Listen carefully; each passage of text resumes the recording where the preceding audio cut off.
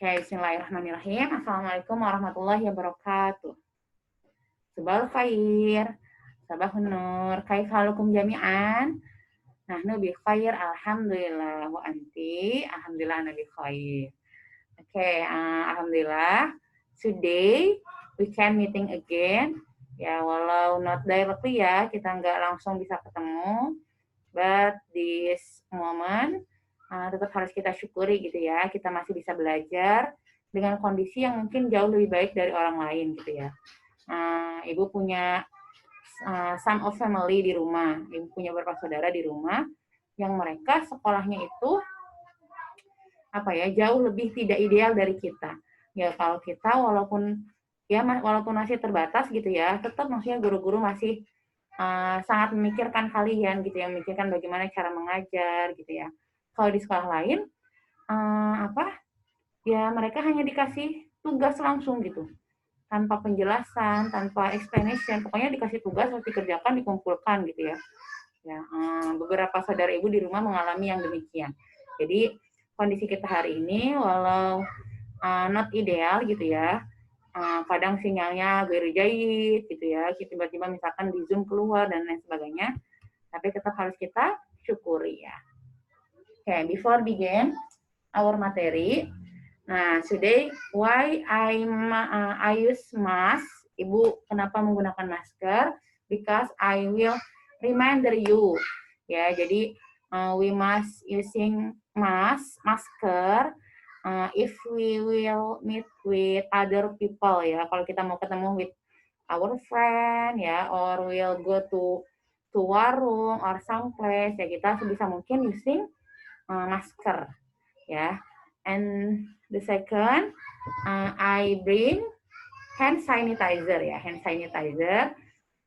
Jadi we must keep our cleaning ya, our cleaning of our body ya, especially our hand ya. Sebisa mungkin kita washing our hand with soap.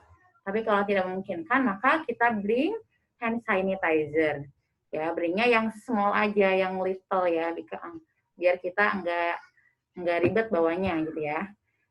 And the third, kayak sebelumnya, I will open my mask because I will explain to you ya. And the third, don't forget for social distancing, menjaga jarak ya with our friend ya, ketika kita ngobrol gitu, walau mungkin kita kangen with our friend gitu ya, kangen with our family, but rasa kasih sayang kita in this condition ya dengan menjaga jarak itu gitu ya, dengan menjaga jarak itu ya. Jadi I will reminder tadi ya 3 hal, using masker, bring hand sanitizer or washing your hand with soap, and then keep physical distancing or social distancing gitu ya. Okay, we will begin our KBM with reciting basmalah. Bismillahirrahmanirrahim. May Allah give to us, give to you easiness, kemudahan ya dalam belajar. Ya, semoga Allah memberikan kita ilmu yang bermanfaat, ilmu yang barokah gitu ya. And today, inshallah, we will study about perpangkatan. Masih tentang perpangkatan ya. Last week, we have study about pangkat negatif ya. Kita sudah belajar pangkat negatif, bagaimana mengubah pangkat negatif menjadi pangkat positif dan sebaliknya. Nah, for today, we will study about pangkat pecahan. Nah, kita udah kenal insya Allah ya dengan namanya pecahan. Jadi kalau pecahan ada pembilang dan ada penyebut. Nah, but before I explain about pangkat pecahan, kita review dulu tentang mengubah suatu angka menjadi bilangan berpangkat. Oke. Sebelumnya sebenarnya kalian sudah latihan example. Kita punya angka 9. Terus diminta diubah jadi bentuk pangkat. Berarti berapa 9 itu? 3 pangkat 2. Atau before 9 itu ada 4. Berapa? Kalau kita ubah menjadi pangkat, yaitu 2 pangkat 2. Nah, tapi pangkat itu kan not mas pangkat 2 kan, nggak harus pangkat 2, bisa pangkat 3, pangkat 4 gitu. Nah, tapi kita tulis beberapa dulu yang pangkat 2. example 25 itu hasil dari 5 pangkat 2 ya.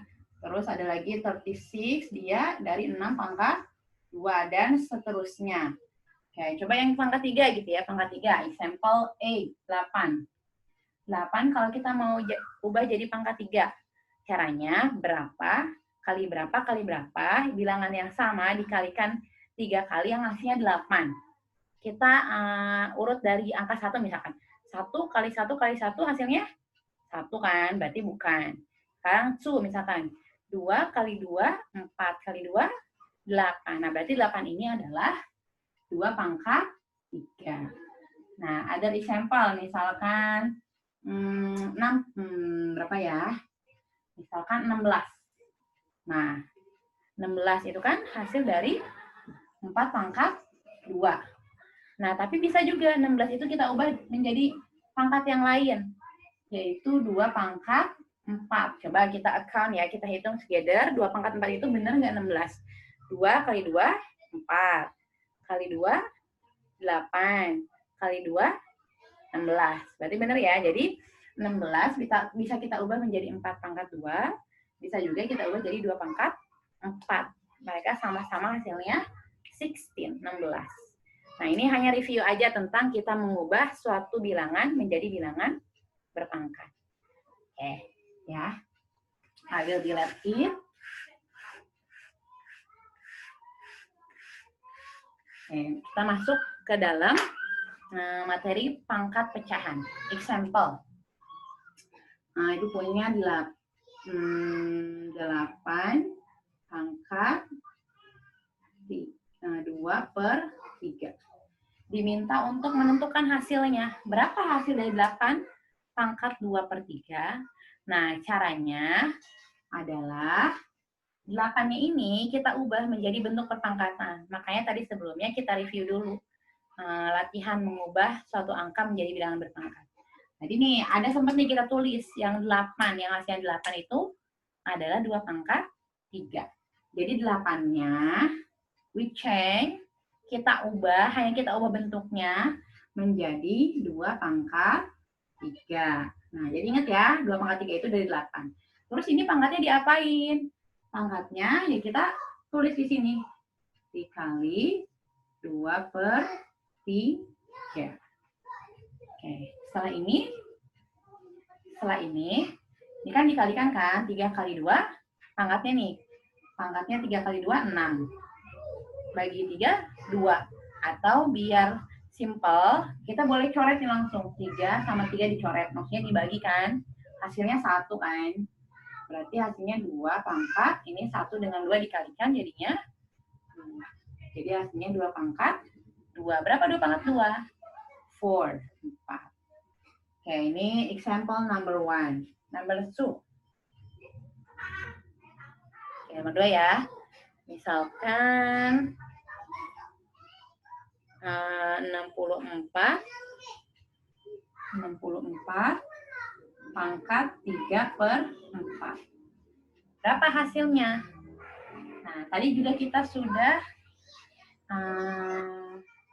berikan contoh yang jangan 64 deh. Angkanya kita ubah dulu. Yang simple dulu. 16 misalkan, yang tadi sempat kita tulis. 16 pangkat 3/4. Berapa hasilnya? Nah, kita ubah dulu 16-nya. Tadi 16 itu bisa kita ubah jadi 4 pangkat 2. Bisa juga 2 pangkat 4.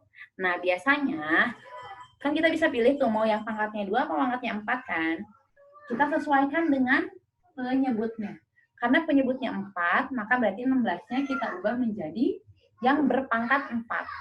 Berarti 2 pangkat 4. Dikali 3/4. Oke, langsung coret ya. Dicoret. Berarti hasilnya 2 pangkat 3. Berapa 2 pangkat 3? Berapa coba? Bukan 6 ya, bukan 6. 2 pangkat 3 itu bukan 2 kali 3. Tapi 2 kali 2 kali 2. Hasilnya 8. Oke, sampai sini. Semoga makin jelas ya. Semoga semakin jelas. Oke, I will give other example. Ya, Ibu kasih 2 contoh lagi deh, 2 contoh lagi.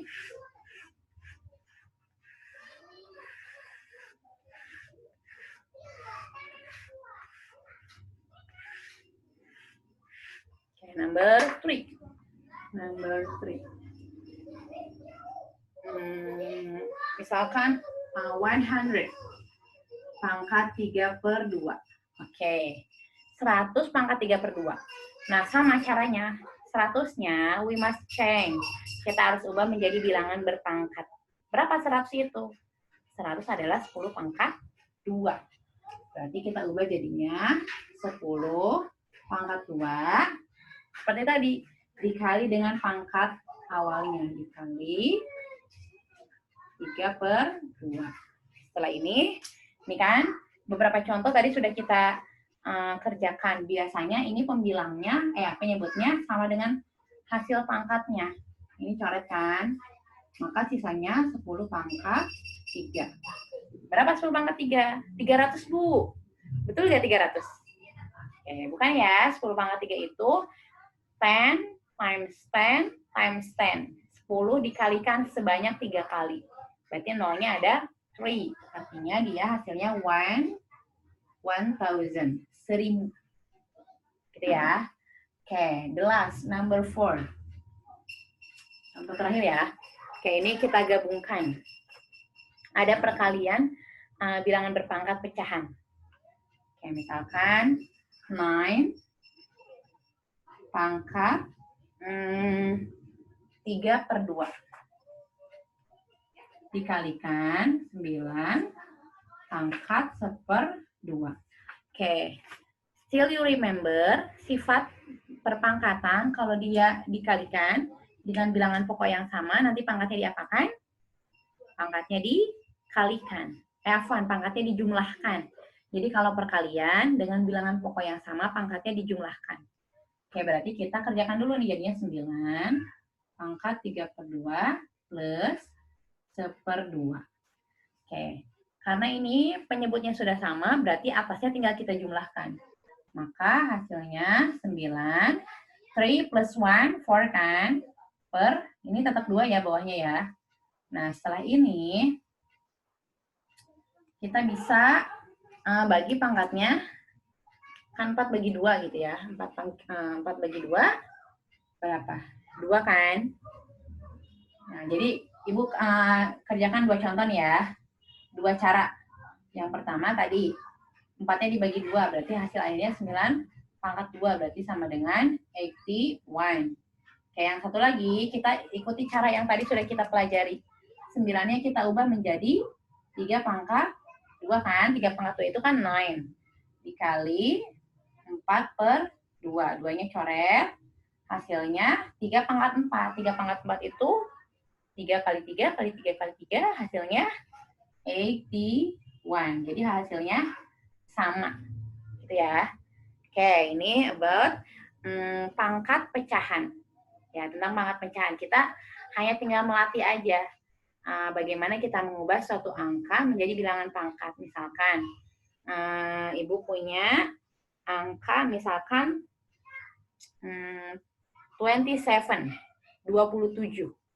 Kira-kira kalau 27 kita ubah menjadi bilangan berpangkat jadi berapa? Nggak harus pangkatnya 2 ya, pangkatnya boleh 3, boleh 4. Oke, 27 itu pangkat 3 pangkat 3. Kalau misalkan 1000.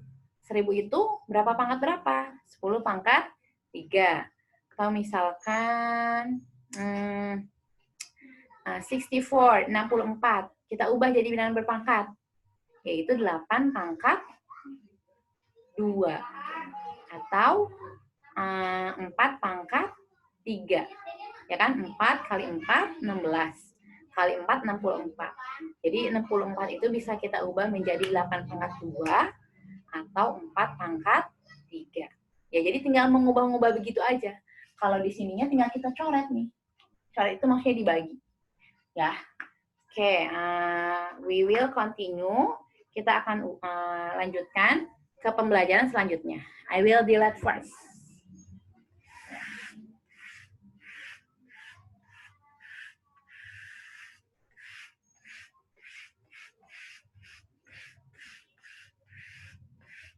Okay, before continue, I have one story, and I will tell to you a story about Uwais Al-Qarni. Do you know who is Uwais Al-Qarni? Mungkin kita pernah dengar ya, atau bahkan nama ini dijadikan salah satu nama kelas di sekolah kita. Ya, cuman ibu lupa itu kelas berapa gitu ya. Jadi Uwais Al-Qarni itu salah seorang yang sangat berbakti kepada ibunya, kepada orang tuanya. Nah, jadi ibunya itu sudah tidak bisa jalan gitu ya, tidak bisa jalan. Jadi kalau mau beraktivitas selalu dibantu oleh Uwais Al-Qarni. Nah, salah satu keinginan ibunya itu beliau ingin berangkat haji. Ya, beliau ingin berangkat haji. Tetapi saat itu kondisinya itu kondisi ekonomi keluarganya ya, keluarga Uwais Al-Qarni sangat terbatas, ya sangat terbatas. Tapi dalam hati Uwais, dia sangat ingin menunaikan keinginan ibunya, ibunda tercintanya.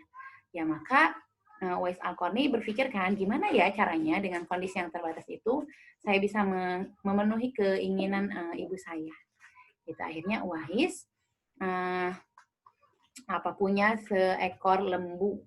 Ya lembu itu hewan ternak gitu ya, semisal domba gitu, ya dia rawat dari kecil. Nah, every day, setiap hari Uwais Al-Qarni itu menggendong lembunya. Dia gendong ke atas gunung atau ke atas bukit, dia gendong terus balik lagi. Every day, setiap hari dia bolak-balik. Ya, yang orang mengira itu Uwais seperti orang gila gitu, ngapain gitu ngegendong-gendong lembu ke atas bukit gitu ya, misalkan kalau di kita Gunung Kapur gitu ya, tapi ibu juga nggak tahu persisnya sih gunung atau bukitnya itu yang setinggi apa, tapi kita bayangkan aja misalkan ada orang ngegendong lembu gitu ya, ngegendong domba dari bawah ke atas misalkan Gunung Kapur gitu ya, kita kalau bawa badan kita sendiri aja kan berat kan, ngos-ngosan gitu ya. Nah ini bawa seekor lembu, dan di bawahnya itu nggak hanya ketika lembunya masih berusia muda gitu, maksudnya masih kecil, sampai lembunya itu sudah besar gitu, sudah makin berat. Setiap hari Uwais Al-Qarni menggendongnya ke atas bukit terus balik lagi. Nah, kan orang-orang menyangkanya ini Uwais kok nggak ada kerjaan gitu ya, kayak orang gila gitu. Padahal sesungguhnya Uwais itu sedang melatih dirinya, melatih fisiknya, melatih ototnya biar kuat menggendong ibunya. Karena jarak rumah ke Mekah itu sangat jauh gitu, sangat jauh. Dan saat itu ya kondisinya tidak memungkinkan untuk misalkan mengendarai unta, misalkan tidak memungkinkan. Maka satu-satunya jalan ya Uwais menggendong ibunya untuk berangkat haji. Nah sebelum itu Uwais berlatih kan dengan menggendong lembu itu. Ya akhirnya biidznillah gitu, dengan izin Allah, Uwais bisa memberangkatkan ibunya naik haji dengan cara digendong. Gitu, sampai tawafnya pun ya digendong sama Uwais Al-Qarni. Ya. Dan sesuatu yang baik gitu ya, sebuah kebaikan, misalkan tadi bakti kepada kedua orang tua gitu ya, bakti kepada orang tua, ketika itu dikerjakan dan sesungguhnya kondisinya tidak mudah, maka di setiap ketidakmudahannya itu ya ada pahala buat yang mengerjakannya. Ya termasuk kita gitu ya, kalian yang sedang belajar, yang saat ini belajarnya online gitu, yang mungkin jadi banyak kendalanya gitu ya, kendala sinyal, kendala kuota gitu ya. Terus kita belajar math gitu, yang mungkin ada sebagian dari kita yang suka gitu ya belajar matematika, tapi juga ada yang misalkan berat gitu ya, malah berpikir kenapa sih harus belajar matematika gitu ya. Ya, tapi kita harus ingat bahwa ketika kita mengerjakan sebuah kebaikan, walaupun kebaikan itu misalkan sulit bagi kita gitu ya. Ya misalkan kita ketika belajar math sampai pusing gitu ya, sampai pusing kepala kita. Tapi ketika kita ikhlas dan bersungguh-sungguh mengikutinya gitu ya, tetap belajar, tetap mengerjakan tugas, tetap berusaha untuk memahaminya gitu. Maka di setiap ikhtiar kita itu, walau dalam kondisi yang susah gitu ya, maka setiap kesusahannya itu ya ada pahala untuk kita gitu. Sebagaimana Uwais Al-Qarni tadi gitu. Jadi setiap langkah kakinya yang mungkin dia berkeringat atau bahkan mungkin kakinya sampai sampai luka gitu ya, namanya menaiki bukit gitu ya, namanya menaiki bukit sambil menggendong lembu gitu ya, mungkin kakinya sampai lecet-lecet gitu ya. Tapi setiap keringat yang mengucur, setiap langkah kaki, bahkan setiap hembusan nafasnya gitu ya, dari Uwais Al-Qarni itu ya di situ ada pahala yang besar untuknya gitu ya. Ya termasuk kita gitu ya, kalian gitu ya, belajar matematika gitu ya, terus misalkan ngerasa susah gitu ya, ngerasa ya butuh usaha yang sangat besar gitu untuk belajar matematika. Ya, tapi nggak apa-apa gitu ya. Sebagai penyemangat bahwa kita ingat setiap kesusahan kita gitu ya dalam menempuh sebuah kebaikan, misalkan kita belajar, yaitu ada pahala buat kita, pahala minallah, pahala dari Allah. Ya, maka kita harus bersemangat gitu.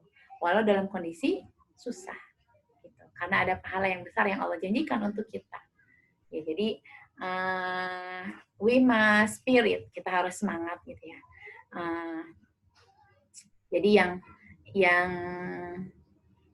yang berikhtiar itu sesungguhnya ya tidak hanya kalian gitu ya. All of your teacher gitu ya, semua guru kalian itu ya berikhtiar gitu, memikirkan gimana caranya ya walaupun kita online tapi tetap bisa maksimal gitu ya. Ada yang bikin video, ada yang bikin PPT terus direkam suaranya ya, dengan berbagai cara gitu difikirkan. Bahkan kalau belajar online itu ya kan, kalau kalian kan di rumah ya, tapi kalau guru-guru kan tetap ke sekolah. Bahkan ngajarnya itu ada yang di aula, ada yang di taman, ada yang di tangga gitu, agar mendapatkan kondisi yang terbaik gitu, misal sinyalnya biar bagus gitu ya. Jadi kalau kita lihat kondisi di sekolah, guru-guru lagi ngajar itu sampai ya sebisa mungkin nyari tempat yang bagus sinyalnya gitu. Ada yang di masjid, ada yang di pelataran masjid, ada yang di aula, ada yang di taman, bahkan ada yang di tangga gitu ya, ada yang di tangga, ada yang di atas buat nyari sinyal gitu, buat nyari sinyal. Bahkan juga kan prepare pelajarannya gitu ya, dengan membuat video dan lain sebagainya gitu. Ya, jadi kita harus sama-sama semangat gitu. Teacher-nya udah semangat, maka student-nya juga harus semangat. Ya, student-nya juga harus semangat. Kayak itu sebagai penyemangat ya, sebagai penyemangat. Insya Allah kita lanjutkan. The second, we will study about mengubah pangkat pecahan menjadi bentuk akar. Ya, jadi setelah ini kita akan belajar bilangan akar. Ya, akar kan. Tapi sebelum kita belajar bilangan akar, kita akan menghubungkan. Jadi ada hubungannya antara bilangan berpangkat dengan bilangan akar. Nah, sebelum itu kita mau review dulu tentang bilangan akar, bentuk akar ya.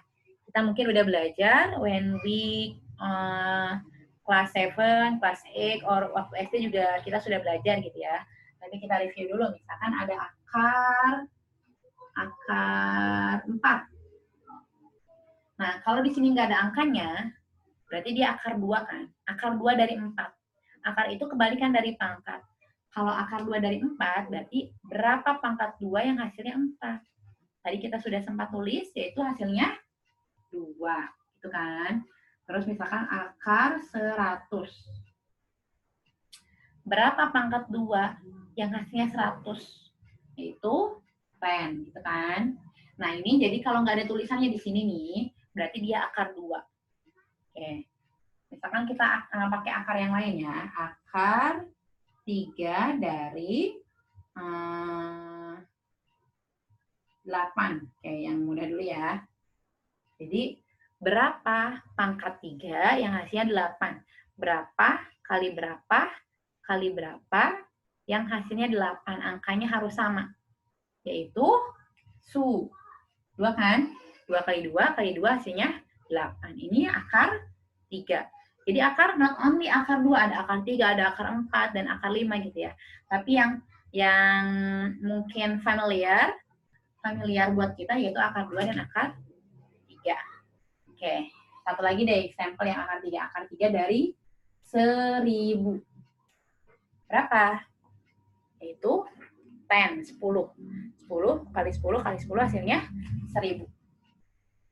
Gitu ya, itu review aja tentang akar. Nah, tapi kita sebenarnya mau belajar bagaimana cara mengubah bilangan pangkat pecahan menjadi bentuk akar dan sebaliknya. Ya. Oke, ini kita dilihat saja. Kita dilihat. Oke, Ibu langsung kasih polanya ya. Misalkan kita punya akar A, ininya akar N dari A pangkat M.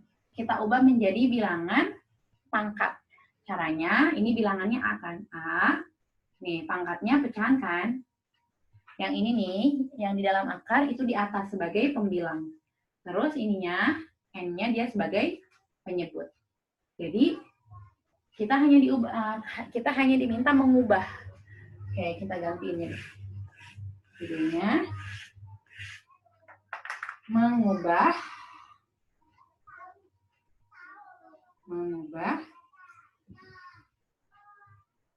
pangkat pecahan menjadi bentuk akar. Ya, dan sebaliknya gitu ya, dan sebaliknya. Ini tadi misalkan dari akar ke pangkat, maka sebaliknya juga sama aja. Oke, yang lain misalkan ada akar A. Nah, tadi kita sempat bahas. Kalau di sini nggak ada angkanya, nih di sini nggak ada angkanya, berarti sebenarnya di akar 2. Berarti kalau kita ubah menjadi bilangan berpangkat, berarti A pangkat. Nah, ini berapa dong, Miss, atasnya? Kalau di sini nggak ada angkanya, dia sebenarnya angka wahid, 1. Jadi di sini ini kan nggak ada angkanya nih. Jadi sebenarnya di angka 1 kan, A pangkat 1. Berarti di sini 1. Bawahnya, ingat, kalau nggak ada angkanya di atas akar, berarti dia sebenarnya akar 2. Berarti A pangkat 1/2. Gitu. Terus misalkan ada A akar 3 dari A. Kita ubah jadi bilangan pangkat. Sama kayak tadi. Berarti A, ini berapa pangkatnya? 1 kan? 1/3. Salah nyambung. Oke, ini ya. Jadi A pangkat 1/3. Oke, example. Jadi ini easy ya, kita cuma mengubah aja. Makanya kalau mengerjakan soal, we must read the instruction. Kita harus baca instruksinya. Diminta mengubah saja, apa diminta hasil akhirnya. Kali ya. Diminta mengubah bilangan akar menjadi bentuk pangkat pecahan dan sebaliknya. Itu instruksinya ya. Ibu nggak tulis because not enough. Kayak misalkan number 1.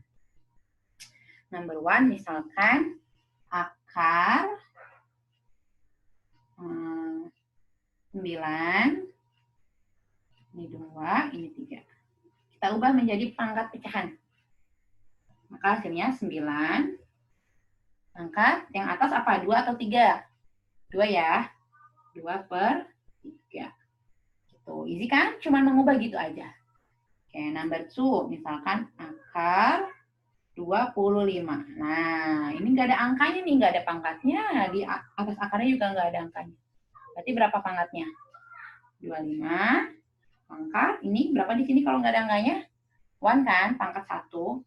1/, di sini kalau nggak ada angkanya, berarti akar 2. 1/2. Gitu. Oke, number 3. Akar 64.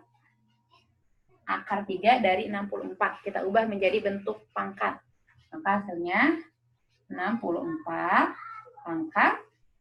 Ini di sini 1 ya. 1/3. Oke. 11. Akar misalkan apa ya? Misalkan M, ini A, ini B. Berarti gimana mengubahnya? Jadi M pangkat A/B. Gitu ya. Ini kita baru mengubah dari akar menjadi pangkat pecahan.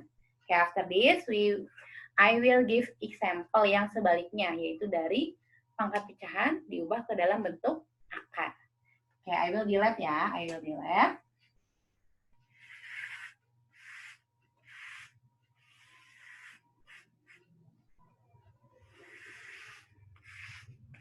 Jadi kalau mengubah pangkat pecahan menjadi akar dan sebaliknya, tinggal ingat aja posisinya. Yang jadi pembilang yang sebelah mana, yang jadi penyebut yang sebelah mana.